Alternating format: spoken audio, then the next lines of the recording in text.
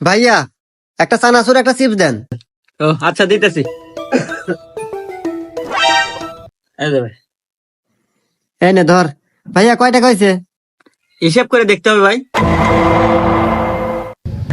Chips 10 আর একটা চানাচুর 10, মোট 1010 টাকা ভাই। আচ্ছা দিতেছি ভাই, এই নেন। এ ভাই এনে না 10 টাকা দিলেন মাত্র। 10টা মানে কি কন? আমি হিসাব করে দিই, খাতা কলম দেন। এই ধর তো।